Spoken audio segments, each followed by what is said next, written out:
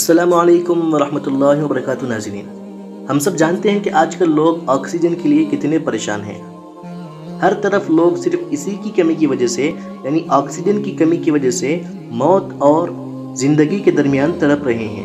लेकिन क्या आप जानते हैं कि हमारी इस दुनिया में बेशुमार ऑक्सीजन मौजूद है जो कि स्पेस से हमारे एटमॉस्फेयर में दाखिल होता है, लेकिन फिर भी लोग ऑक्सीजन के लिए इतने परेशान क्यों हैं?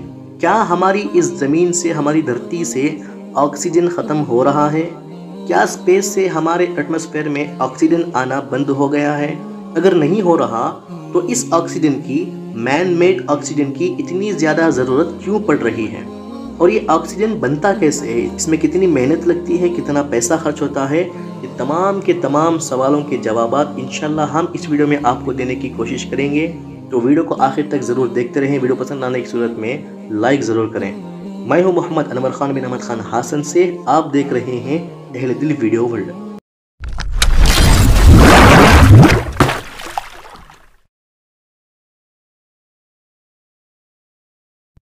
नाज़रीन, ऑक्सीजन कैसे बनता है ये जानने से पहले हम ये जान लेते हैं कि क्या हमारी धरती से ऑक्सीजन ख़त्म हो रहा है या हमारे एटमॉस्फेयर में स्पेस से ऑक्सीजन आना बंद हुआ है। तो नाज़रीन, ऐसा कुछ नहीं हुआ, यानी सारा निज़ाम सही चल रहा है। ना हमारी धरती से, अर्थ से ऑक्सीजन ख़त्म हो रहा है और ना ही स्पेस से हमारे एटमॉस्फेयर में ऑक्सीजन आना बंद हुआ है। तो फिर हो क्या रहा है? क्या हो रहा है? ऑक्सीजन की कमी इतनी क्यों है? इस पर हम आगे आते हैं, लेकिन अब फिल वक्त हम ये जान लेते हैं कि ऑक्सीजन बनता कैसे है। दो किस्म के ऑक्सीजन हैं, एक ऑक्सीजन नेचुरल, दूसरा मैन मेड ऑक्सीजन। तो हम पहले बात करते हैं मैन मेड ऑक्सीजन की। तो एक स्टडी है जो हमारे सामने आई है, उसके मुताबिक दुनिया के अंदर जो हवा है, जो एयर है जिसको हम हवा कहते हैं, इसके अंदर पानी भी मौजूद है, यानी पानी के ज़र्रात है, मॉलिक्यूल्स हैं।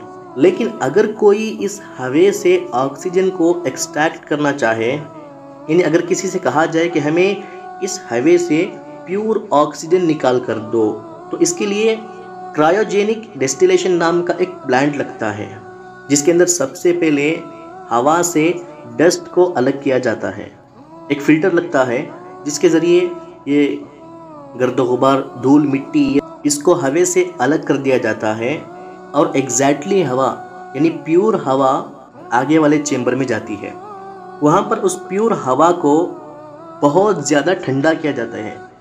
उस चेंबर में तकरीबन -180 डिग्री टेम्परेचर बनाया जाता है, तब जाकर वो हवा, वो प्योर हवा लिक्विड फॉर्म में कन्वर्ट हो जाती है। अब ये जो लिक्विड ऑक्सीजन है, इसको फिर एक सर्टेन अमाउंट पर गर्म किया जाता है, एक हद तक गर्म किया जाता है।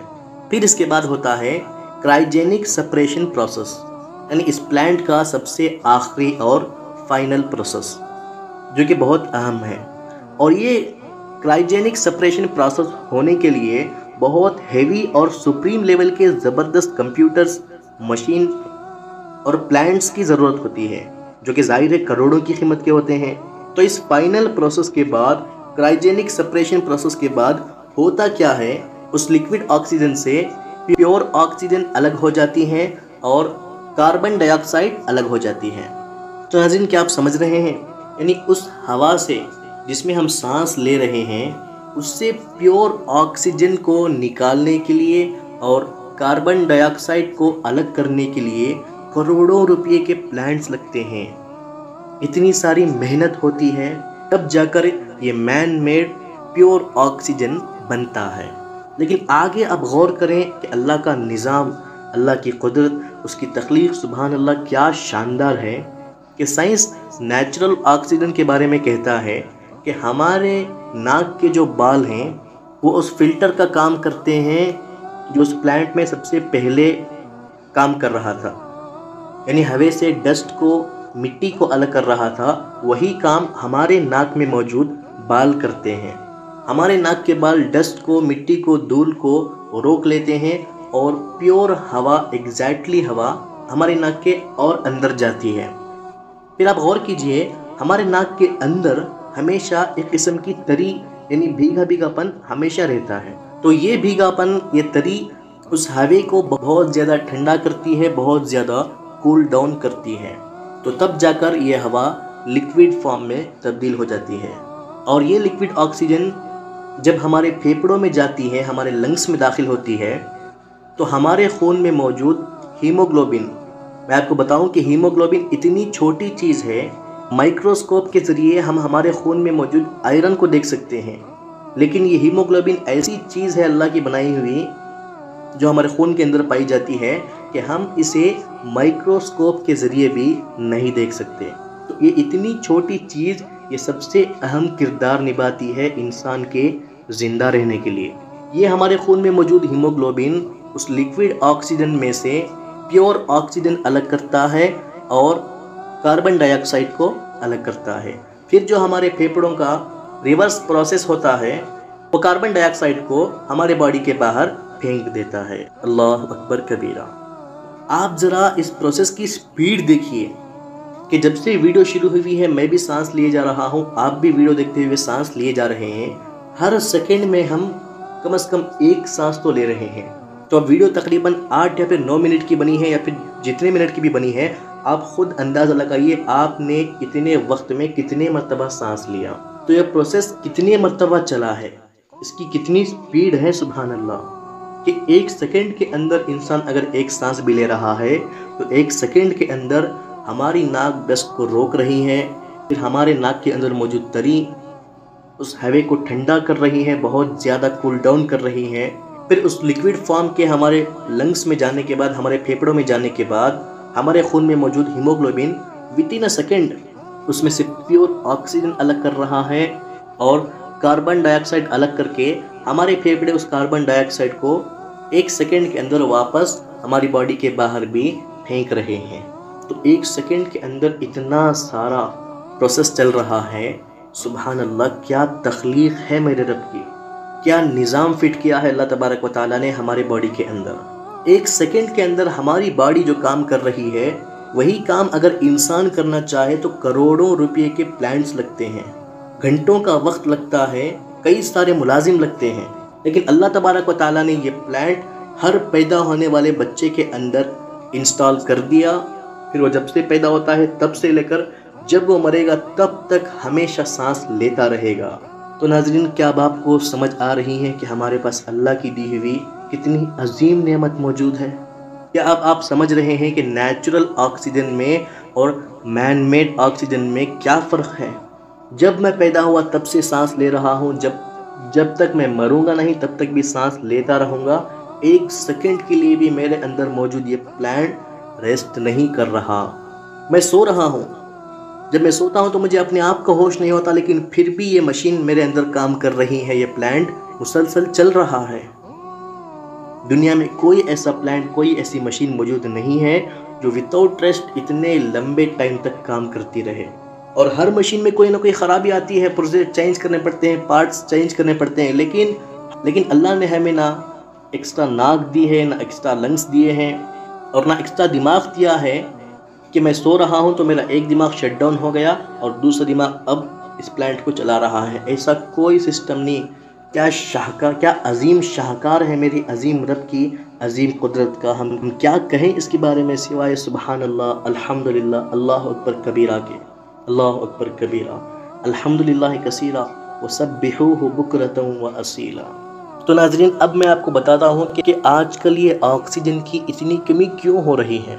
अल्लाह तबारक व तआला ने हर इंसान के अंदर ये जो प्लांट लगाया है सांस लेने के लिए, ऑक्सीजन को अंदर पहुँचाने के लिए, कार्बन डाइऑक्साइड को बाहर फेंकने के लिए, कुछ लोगों के प्लांट्स में अल्लाह तबारक व तआला ने ख़राबी पैदा कर दी, जिसकी वजह से वो नेचुरली सांस नहीं ले रहे, उनका नेचुरल जो प्लांट था वो काम नहीं कर रहा, जिसकी वजह से उन्हें मैन मेड ऑक्सीजन की ज़रूरत पड़ रही है।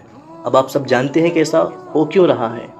क्योंकि अल्लाह ने जो इतनी अजीम नेमत हमें दी है, इसके अलावा भी अल्लाह ने जितनी अजीम नेमतें हमारे अंदर फिट की हैं सिस्टम के शक्ल में, हमें इसकी कदर नहीं है। अल्लाह की इतनी सारी नेमतों को, अल्लाह के बनाए हुए इतने अजीम निज़ाम को इस्तेमाल करने के बावजूद हम अल्लाह तबारक व तआला की जो इतनी ज़्यादा नाशुक्री कर रहे हैं, उसके हुक्मों को जो ऐसे नज़रअंदाज करके अपने पैरों तले रोंद रहे हैं, जो हम अपने حقیقی بادشاہ کو ایسے بھول بیٹھے ہیں جو کہ ہمیں ہمیشہ دیکھ رہا ہے، ہماری ہر حرکت پر اس کی نظر ہے، وہ جب چاہے ہمارے اندر کسی بھی سسٹم کو چینج کر سکتا ہے، اس کے قبضے میں ہماری زندگی اور موت ہے۔ ایسے عظیم بادشاہ کو جو ہم بھول بیٹھے ہیں، ایسی عظیم تخلیق جس نے ہماری کی، اس کو ہم جو بھول بیٹھے ہیں، اسی کو یاد دلانے کے لیے اللہ تبارک و تعالیٰ یہ وبا کی شکل میں اللہ تبارک و تعالیٰ نے ہم پر یہ عذاب مسلط کیا، اور اسی وبا کی وجہ سے ہمارے اندر کا یہ پلانٹ خراب ہو رہا ہے اور ہمیں سانس لینے میں تکلیف ہو رہی ہے، ہم نیچرل آکسیجن کریٹ نہیں کر پا رہے۔ ناظرین دیکھیں اپنے آس پاس، اپنے اندر دیکھیں، اپنے اندر کے اندھیرے کو دیکھیں کہ ہم بغاوت کس سے کر رہے ہیں، ہم مقابلہ کس سے کر رہے ہیں، جو کہ سارے جہانوں کا رب ہے، رب العالمین ہے، جس کے ہم سب محتاج ہیں، جس کے قبضے میں ہم تمام کی موت و حیات ہے، جو ہمارا کاتب تقدیر ہے۔ آج ہمارے اعمال ایسے ہوئے ہیں کہ ہم پر قوم لوط، قوم سمود، قوم عاد کی بجلیاں کڑک جانی تھی، لیکن لاکھوں کروڑوں سلام آقا مدنی صلی اللہ علیہ وسلم پر، جنہوں نے رخصتی کے وقت اللہ سے دعا کر لی، پچھلی امتوں کی طرح میری امت پر عذابات نازل نہ فرما۔ پچھلی امتوں پر جب اللہ کا عذاب آتا تھا، نہ ان کی توبہ قبول ہوتی تھی، نہ ان کے پاس موقع ہوتا تھا ندامت کا اور معافی مانگنے کا، لیکن اللہ ہم پر عذاب مسلط بھی کر رہا ہے، ہمیں جھنجھوڑ کر جگانا چاہ رہا ہے، اور ہمیں موقع بھی دے رہا ہے کہ اب تو توبہ کر لو، اب تو واپس آ جاؤ اپنی اصل ٹریک پر، میرے راستے پر، اب تو ندامت کر لو اپنے گناہوں پر۔ ہمارے پاس موقع بھی ہے تو اس موقع کو غنیمت جانیں، اسے راضی کرنے والے کام کریں، توبہ کریں، دروازہ ہمیشہ کھلا ہے توبہ کا، اپنے گناہوں پر ندامت کریں۔ رمضان کا مہینہ ہے، اس کی رحمت جوش میں ہوتی ہے، تو اس کی رحمت کا ہمیں فائدہ اٹھانا ہے، اسے راضی کرنا ہے۔ امید ہے آپ کو آپ کے سوالوں کے جواب مل گئے ہوں گے، ہم نے تو پوری کوشش کی، اگر جواب نہ دے سکے تو معذرت۔ ملتے ہیں آپ سے اگلی ویڈیو میں، تب تک کے لیے فقط والسلام۔